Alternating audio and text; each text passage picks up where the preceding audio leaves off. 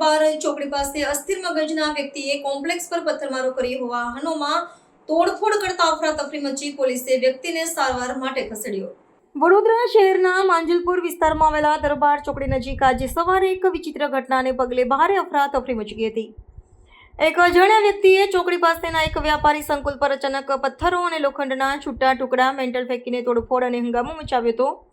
આ તોફાનના કારણે નજીકમાં પાર્ક કરેલા 3 થી 4 વાહનોને નુકસાન પહોંચ્યું હતું, જેના કારણે સ્થાનિકોમાં ભય અને ગભરાટ ફેલાયો હતો।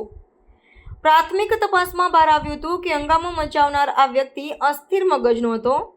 લોકોએ પરિસ્થિતિની ગંભીરતા સમજીને ધીરજ દાખવી તેને કાબૂમાં લીધો હતો અને તાત્કાલિક પોલીસ સહાય માટે 112 પર પણ જાણ કરી હતી। બનાવની જાણ થતાં જ પોલીસ કાફલો ઘટના સ્થળે દોડી આવ્યો હતો અને પરિસ્થિતિ સંભાળી હતી। વ્યક્તિની માનસિક સ્થિતિ ધ્યાનમાં રાખી પોલીસે વધુ કાર્યવાહી માટે તત્કાળ આધાર સેવાની ટુકડી બોલાવી હતી। પોલીસે જરૂરી કાર્યવાહી પૂર્ણ કરીને તે વ્યક્તિને સારવાર અર્થે આધાર કેન્દ્ર ખાતે ખસેડવાની વ્યવસ્થા કરી હતી। પોલીસે સમગ્ર ઘટનાની નોંધ લઈ કાયદાનું પાલન કરાવતી કાર્યવાહી તપાસ હાથ ધરી છે। મારું નામ સાગર બારોટ છે। આપણે ઈવા મોલ ત્યાં સીધા દરબાર ચોકડી છે એ બાજુ અહીંયા આગળ પાગલ મેન્ટલ માણસ છે, બધી ગાડીઓને મેન્ટલ મારે છે રોડ પર ડાયરેક્ટ। બધા જે બી પબ્લિક આવે બધાને મારે છે। લગભગ 3 ગાડીઓનું નુકસાન કર્યું છે।